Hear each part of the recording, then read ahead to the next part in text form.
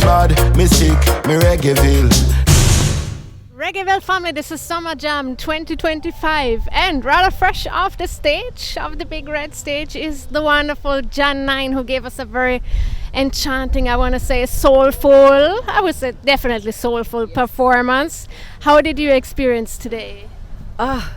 Today was interesting. And it was a little nerve-wracking, but it was beautiful once I got on stage. And you know, I haven't been to Europe since many years before COVID, a few years before COVID. So coming back now and just seeing how warm and receptive everyone is, and you know, they really knew the music, and you know, you could tell that they wanted to see me too. Absolutely. And that felt wonderful. And we had a few hitches. My background vocalists, their flight got cancelled at the last minute, so we're on the phone trying to figure things out, and I wanted to do a very special dub performance, and you know, I had my mind set on having things done a particular way. But when we step forward on the stage, you know, and we do our meditation before, and we just put everything in the hands of the Most High and say, you know, Jah, if this is your will, we surrender. And we went out there, and my voice was strong, and the people were with me. You know, I was looking in everybody's eyes, and they were with me, and they were singing, and they were feeling the vibration too. So I couldn't ask for more. Yeah. True. I mean, you know, sometimes it doesn't go the way that we intended to go, but it doesn't matter. Yeah, exactly. Yeah. It needs to go. So that was today. You finally back at Summerjam, and a little earlier in November, I think you gave us also some brand new music. Match was a release that you presented to us, and you presented to us in a very, I want to say, sensual way. Mm-hmm. And you kind of orchestrated it with a lot of pictures and storytelling, long captions and stuff. Tell me a bit about why you chose to highlight the release in that particular way, and what side of Jah9 does it show us? So this release for me is it's a story that is going to continue to unfold. So there are 2 more parts to that story, you know. And if you recall Open Heart, when I came back from Africa, and Open Heart kind of set the tone. You could tell from Open Heart that this is a little different, you know. So I wanted to kind of give you that segue from, you know, the consciousness and the mindset, but also I'm a woman, and the feminine is important. And a lot of times, you know, we separate the spiritual from the sensual. But these are things that have to coincide. This is how life is, you know, brought forward. And right now in our society, particularly in the West, I can't speak for Europe, but a lot of times there's a lot of sex, but there isn't a lot of love, you know. And the conversations aren't about man and woman making family, and you know, like the old R&B songs. A lot of it, there's mistrust, and there's games being played, and that's kind of the order of the day, you know. And I wanted to kind of do a tribute to that, because for me, even within the principle of Rastafari, looking at the example of His Majesty, His Majesty was a one burner, if you want to call it that. Is him and Empress Menen, and they built together, and they had a family, and they built a nation, and each of them on an individual level were such powerful, you know, contributors to the development of Ethiopia and Africa in general. And it is because of that relationship, and you could see the reverence that he had for her. And I for myself as well, with my own father and mother, they celebrated 50 years of marriage before my father passed last year. And my father never had any outside dalliances, and it was just him and his woman, and he fought to get her, and he stayed with her and built a family with her, and he had an incredible legacy too, you know. And so because of that, I wanted to do a tribute with this next round of music to men and women who love each other, and actually love being each other, and like each other, and want to build, because there's no nation building without family. You know, there's no revolution without the man and woman loving each other. And so for the next round of music, Match starts it off with, you know, that vibe of let them in. You know, Open Heart leads you to find someone. It might not be, you don't know, you never know, but if you don't take the risk, if you don't make space for other people, you'll never see what's out there. You know, and that's a part of what I've been learning over the years too, you know, in my own softening when the world took a break and I got to you know, and yeah, I wanted to share that. So Tell me about that softening that you just mentioned, because I think that I heard you saying that in a previous interview as well, where you said you got to expose a softer side of yours that you haven't really showed us before. Tell me about it.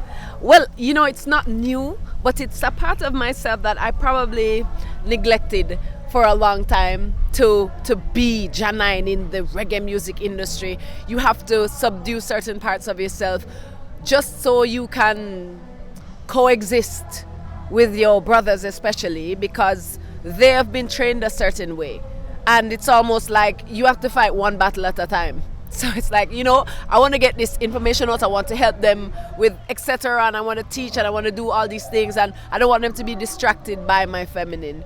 And so I really did subdue a lot of that part of the feminine, and I dealt with, because the feminine is the darkness and the fire as well, and that energy as well. So it's not that it didn't exist, but I wanted to show the other side of the feminine too, the playful, softer side, the smiling side, because I got a chance to give her some room when I went to Africa, and I got to be still and decompress, and I didn't have to be Jah9 there. I got to be Jah9 again, and and just be myself. And I remembered how playful and joyful I was when my guard was down. And so I decided that is a power in and of itself, and I think more women need to know that they have the permission to be soft, and especially within the traditions that would look at me as an example.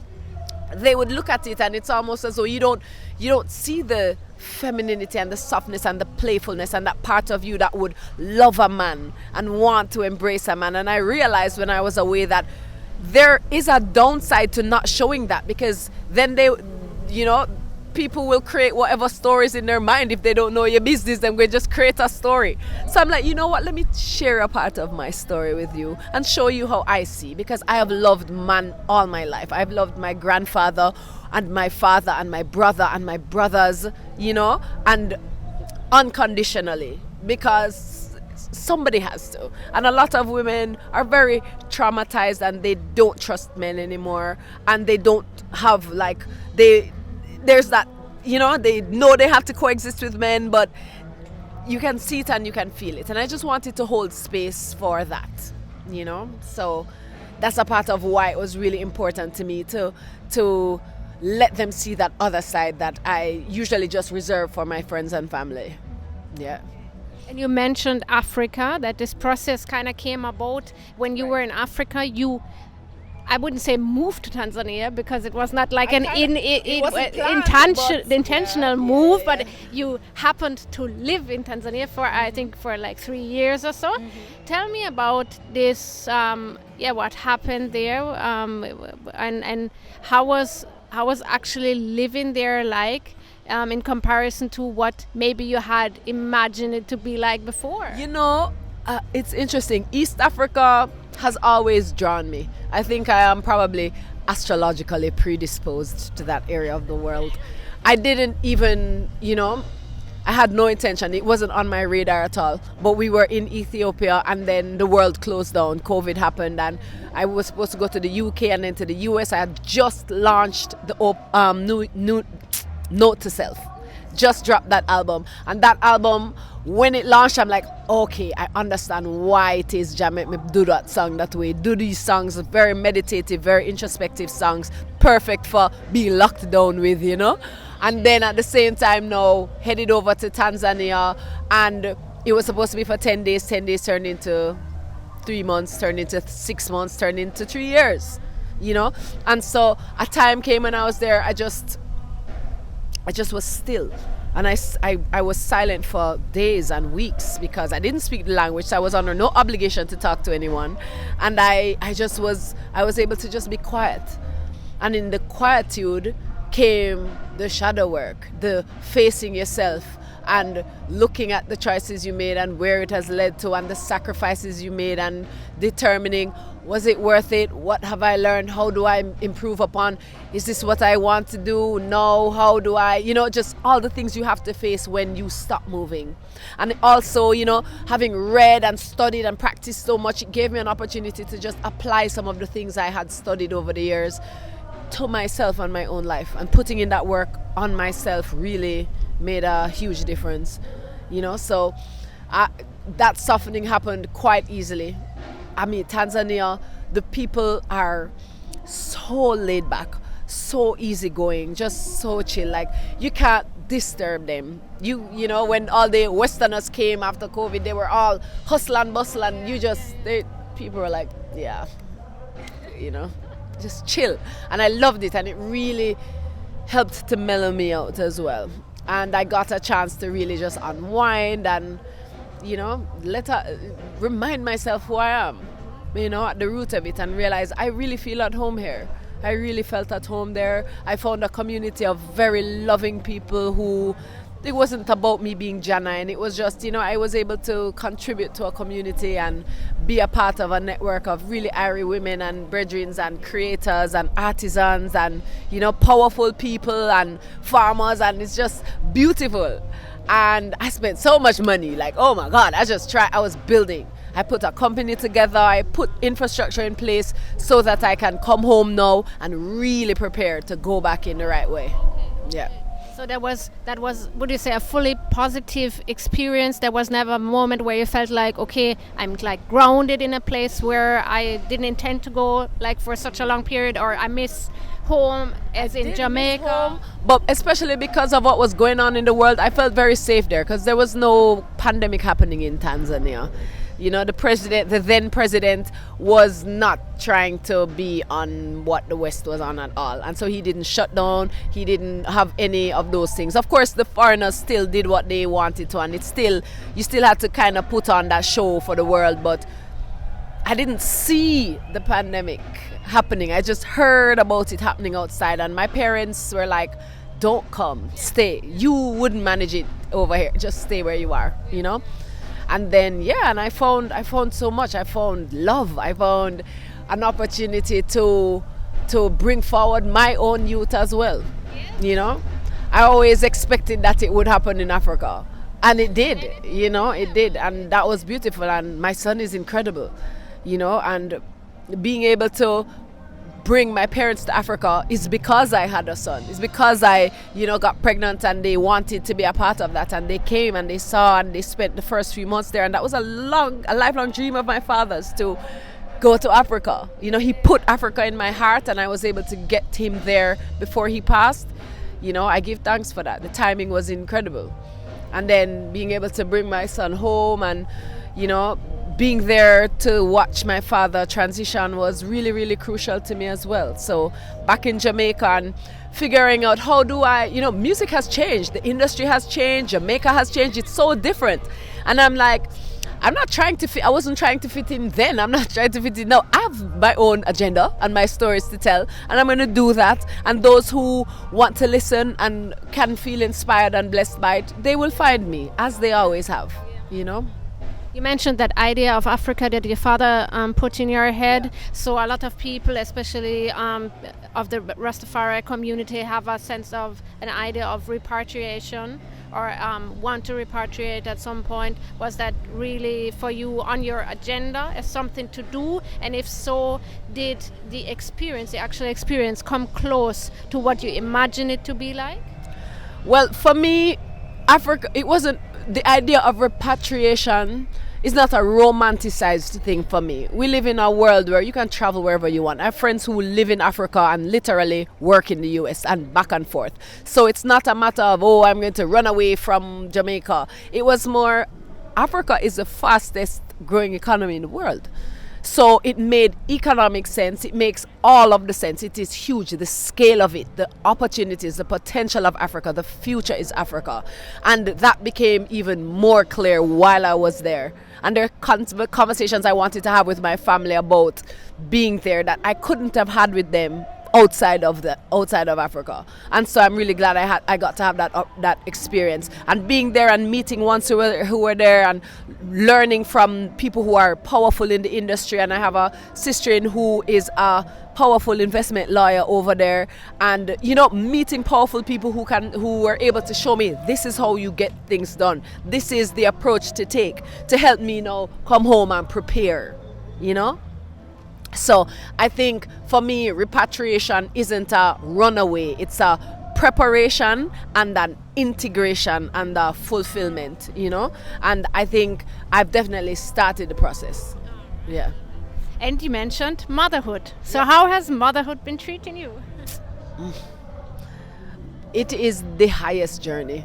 Puts everything into perspective. Music was my baby and where I poured all of my creative energy, and now, a few years ago, before my son, a day like today with so many things not going the way I expected would have.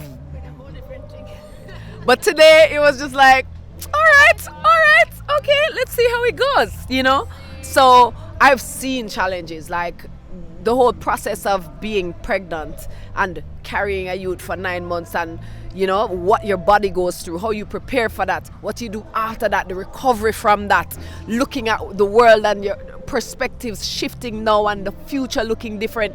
Yeah, man, music is a breeze now. Everything else is a breeze now, and he's incredible. Like, he's an African youth, definitely.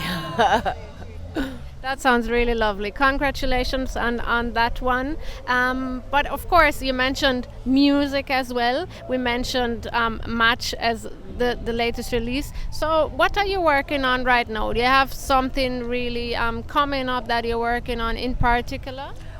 The Open Heart Project. And that is unfolding, and you will hear more about that. I cannot wait. I know, you're gonna have to, because good things take time. And I know, Europe likes to say, when is the album for this year and what is the album for next year and the following year? But that's just not how life works, So, and I'm a woman, so you have to wait on us. All right, we'll do so, no problem at all. Take time. Yes, but we have definitely something to look forward to as the story will unfold. Look forward to the next. Oh, absolutely. Continuation. Yes, I'm sure that's going to be like that. One thing I have to ask though, because since the last time that you've been here, now at some point, because certain things don't change, such as the yoga and the advocating for the medical marijuana, and now since last year, here the weed is somewhat legal, we can say. So are you happy about this development? Obviously, definitely. And there's more to come with that as well. And we'll talk about more of that the next time we talk, because there are things we're doing that we want to be more, making it more available, right? So you have companies like Dr. Green, and they are almost like a global dispensary. So wherever it becomes legal, their intention is to use the blockchain to create a traceable and a traceable type of way where people can purchase herb and be guaranteed that the herb that they've purchased is the quality that they're getting, because a lot of times you don't know what you're getting, So they've done a lot of work in terms of creating a very sophisticated system where they can bring herb legally throughout the world. And as legislation continues to be refined, that's going to be something that you will see me become more and more a part of, distributing the ganja. Yeah? So, yeah. I think this is certainly something people are also looking forward to. But, either way, we're gonna stick to your socials and all the channels. Yes, looking forward to it. Yes, make sure you check it out. We're looking forward to the Open Heart Project and how that will unfold. We did the Note to Self Challenge back in 2020. We're looking to reboot that as well for the ladies. We're having retreats around the world. We want to make sure we do some in Jamaica, some in Tanzania, and we're looking forward to next year with more retreats and more yoga and more wellness, because after this Open Heart Project, we really want to push more of the wellness and more of the self-love and opportunities for people to do that work in person, and have an experience with me in person, changing your life, your diet, your mindset. You see me? Well, this is something big to look forward to, but thank you so much also for, I want to say, the musical wellness you gave to us today. I'm so glad you enjoyed it. Yeah, man, absolutely. Thank you so much, Jah9. All the very best. Enough love and respect. Every time. Me mad, me sick, me Reggaeville.